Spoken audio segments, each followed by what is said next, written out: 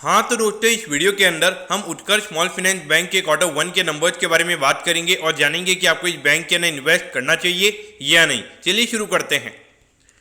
तो देखिए, सबसे पहले अगर हम यहाँ पे प्रॉफिटेबिलिटी की अगर हम बात करेंगे तो पिछले क्वार्टर के कंपैरिजन में ये नंबर हमें 19% से गिरता हुआ नजर आया है और ये नंबर आया है 107 करोड़ पे। तो ऑल ओवर देखा जाए तो यहाँ पे जो नॉर्मली जो इंटरेस्ट कॉस्ट वगैरह यहाँ पे कंपनी की बढ़ी है, यानी कि जो इनकी ये जो डिपॉजिट को यहाँ पे रेज करते हैं तो उनकी जो कॉस्ट यहाँ पे इनकी बढ़ी है, तो उसकी वजह से हमें यहाँ पे ये प्रॉफिटेबिलिटी क्वार्टरली बेसिस पे गिरती हुई नजर आ रही है। लेकिन अगर हम ईयर ऑन ईयर बेसिस की अगर हम बात करेंगे तो ये नंबर हमें अराउंड 20% से बढ़ता हुआ नजर आया है और ये नंबर आया है 107 करोड़ पे।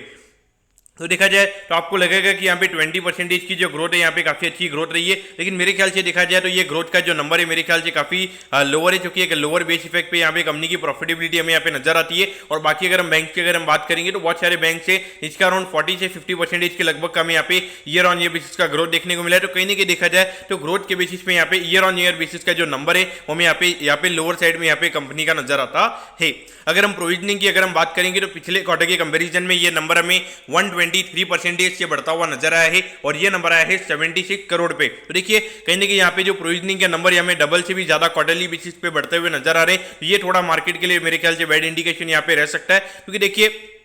कोई भी अगर बैंक वगैरह अगर ज्यादा प्रोविजनिंग अगर कर रहा है तो उसका क्लियर कट इंडिकेशन है कि उन्हें कहीं ना कहीं लग रहा है कि आने वाले टाइम पे जो बैड लोन का नंबर है वो हमें बढ़ता हुआ नजर आ सकता है। तो इसलिए आने वाले टाइम पे कहीं उनको ज्यादा और प्रोविजन करने नहीं पड़ जाए, इसीलिए वो यहाँ पे अभी से उसके लिए सिक्योरिटी लेके चल रहे हैं। बाकी अगर हम ग्रॉस एनपीए के नंबर की अगर हम बात करेंगे, अराउंड 10 बेसिस पॉइंट हमें यहाँ पे ग्रॉस एनपीए का नंबर हमें कम होता हुआ नजर आया है और ये नंबर आया है 3.13% पे, जबकि पिछले क्वार्टर में ये नंबर 3.23% के लगभग था। उसके अलावा अगर हम देखेंगे जो नेट एनपीए के नंबर की अगर हम बात करेंगे तो ये नंबर अराउंड 0.33% के लगभग है, जबकि पिछले क्वार्टर में ये नंबर 0.39% के लगभग था। तो देखा जाए तो यहाँ पे नेट एनपीए का नंबर हमें काफी कंफर्टेबल लेवल पे हमें यहाँ पे नजर आता है। लेकिन देखिए, स्मॉल फाइनेंस बैंक के मेन इशू ये रहता है कि अगर इकोनॉमी में किसी भी अगर थोड़ा सा भी अगर इशू आ जाता है तो कोई भी पेमेंट यहाँ पे नहीं करता, क्योंकि सारे अगर हम देखेंगे तो जो नॉर्मली 1 करोड़ के नीचे वाले लोन यहाँ पे ये बैंक हमें करता हुआ नजर आता है। तो वहां पर नॉर्मली ये रिस्क रहता है कि अगर कुछ भी इकोनॉमी में बैड सिचुएशन हो जाती है तो यहाँ पे इनके जितने भी बोरोवर्स होते हैं कोई भी यहाँ पे पैसा नहीं देता है, तो सीधा जो ग्रॉस एनपीए वगैरह के जो नंबर्स होते हैं सीधा 9-10% के लगभग चले जाते हैं और जब इनको काफी ज्यादा प्रोविजनिंग करनी पड़ती है और जब इनकी जो प्रॉफिटेबिलिटी है वो हमें सीधा लॉस में आती हुई नजर आती है। इसीलिए अगर हम देखेंगे तो नॉर्मली यहाँ पे जितने भी ये जो स्मॉल फाइनेंस बैंक हमें 10 से 15 से ज्यादा के पी रेशियो पे ट्रेड होते हुए नजर नहीं आते हैं।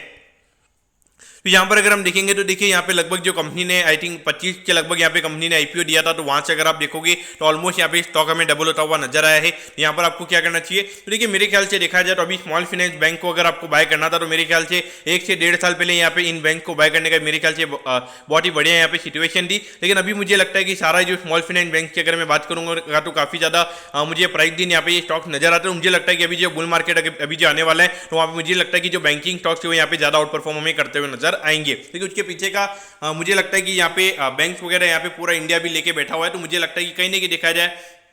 तो यहाँ पे बैंक में इतना अच्छा रिजल्ट हमें बनता हुआ नजर नहीं आएगा जितना मुझे यहाँ पे बैंक फिर भी अच्छा परफॉर्म हमें करते हुए नजर आएंगे। लेकिन अगर हम रिटर्न के पर्सपेक्टिव से अगर हम बात करेंगे तो मुझे लगता है कि यहाँ पे कोई ज़्यादा अब नॉर्मल रिटर्न आपके यहाँ पे बनते हुए नजर आएंगे। तो इसीलिए मेरा पर्टिकुलरली आने वाले 1 से 2 साल के लिए जो बैंकिंग स्टॉक्स है उसके ऊपर मेरा ये व्यू रहेगा कि यहाँ पे जो अगर आपका पोर्टफोलियो के एलोकेशन में अगर बैंकिंग स्टॉक का एलोकेशन अगर ज़्यादा है तो वहाँ पे कहीं ना कहीं आपका एलोकेशन कम होना चाहिए। हाँ, इसकी जगह अगर आपको एनबीएफसी कंपनीज लेनी है तो वहाँ पर आप एनबीएफसी कंपनीज ले सकते हो, क्योंकि जैसे यहाँ पे इंटरेस्ट रेट वगैरह कट होने स्टार्ट होंगे तो वहाँ पे उनका जो बोरिंग कॉस्ट है वो वहाँ पे हमें कम होता हुआ नजर आएगा और कहीं ना कहीं वहाँ पे उनके जो नेट इंटरेस्ट मार्जिन है वो हमें बढ़ते हुए नजर आएंगे। इसीलिए यहाँ पर अगर आपको भी 1-2 साल का अगर आपका नजरिया तो एनबीएफसी कंपनीज आपके रडार पे होनी चाहिए और मेरे ख्याल से बैंक में मुझे लगता है कि नॉर्मल काइंड ऑफ रिटर्न बनेगा, कोई ज्यादा रिटर्न आपके यहाँ पे बनते हुए नजर नहीं आएंगे। तो दोस्तों मैं करता हूँ कि उत्कर्ष स्मॉल फाइनेंस बैंक के जो क्वार्टर 1 के नंबर्स हैं वो आपको अच्छे समझ में आगे होंगे। अगर आपकी कोई भी क्वेरीज है आप कमेंट कीजिए, मैं जरूर आपके कमेंट पर रिप्लाई करूंगा। ओके दोस्तों, thank you, have a nice day.